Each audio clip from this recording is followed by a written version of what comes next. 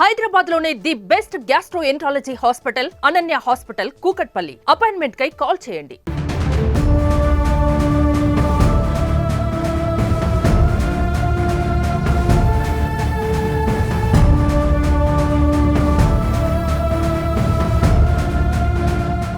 Crime rate చూస్తుంటే వామ్మో, విజయనగరం జిల్లాలోని క్రైమ్ రేట్ ఈ విధంగా ఉందా అని అంత ఆశ్చర్యకరంగా అయితే ఉంది. సో ప్రస్తుతం నేనైతే ఉన్నాను విజయనగరం జిల్లా బొబ్బిలి నియోజకవర్గం తెర్లా మండలం నెమలాం గ్రామంలో. ఈరోజు అయితే విషాదం చోటు చేసుకుందని చెప్పుకోవచ్చు. ప్రజలంతా కూడా భయభ్రాంతులకు గురయ్యే ఘటన. 28 ఏళ్ల ప్రసాద్ని ఎవరో హత్య చేసి పడేశారంట. అక్కడ డెడ్ బాడీ ఉంది. వామ్మో, అంత చుట్టూ రక్తం మడుగులో ఉన్నాడు.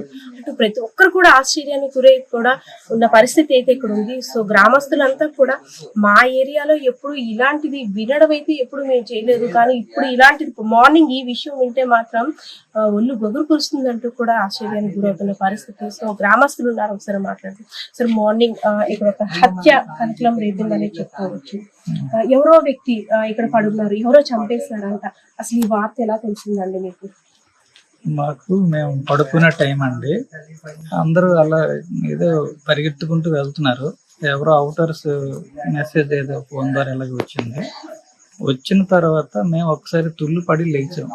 ఇటువంటి సంఘటన నా జీవిత చరిత్రలో మేము వినలేదు, చూడలేదు. ఏం జరుగుతుందంటే, మేము ఈ రోజు ఊరు కదిలి బయటికి వెళ్ళడానికి కూడా మాకు చాలా భయంగా ఉంది.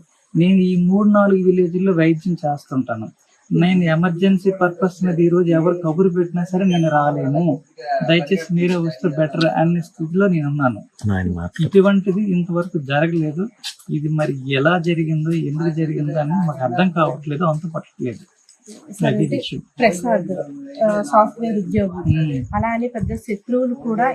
ఆయన అయితే సాఫ్ట్వేర్ కానీ సాఫ్ట్ మ్యాన్ చాలా ఎవరిని అనే వ్యక్తి కాదు, ఎవరితో అనిపించుకునే వ్యక్తి కాదు.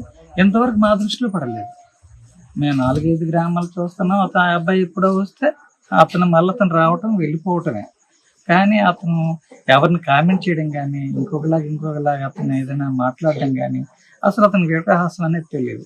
ఏమన్నాయా, ఏం తమ్ముడు, ఏమక్క, ఏం చెల్లి. సార్, హత్య చేసే అంత సంఘటన అయితే ఒకటి వయసులో ఉన్న కుర్రవాళ్ళు ఒక అప్పుల కారణం కావచ్చు, లేదు ఆస్తి తగాదా అయ్యి ఉండొచ్చు, లేదా ప్రతి ఒక్క దగ్గర అంటే ఇప్పుడు కామన్ గా చూసేది వివాహేతర సమయాలు. సో ఇవన్నీ కొనాలి, అంత హత్య చెయ్యాలంత కిరాతకంగా చెయ్యాలని ఆలోచన మీరు మెంటల్ ఫీల్ గా ఉన్నారు. కొంచెం సైకలాజికల్ గా ఎదుటి వాళ్ళ ఆలోచన అనేది తెలుస్తుంది. కానీ అంటే ఏదైనా తప్పు తప్పు అయితే ఏదైనా ఉండొచ్చు, కానీ ఇంతవంటి దుర్మార్గత్వమైనటువంటి చర్యలు మాత్రం ఇంతవరకు జరగలేదు. అది మేము కని విని ఇంతవరకు చూడలేదు.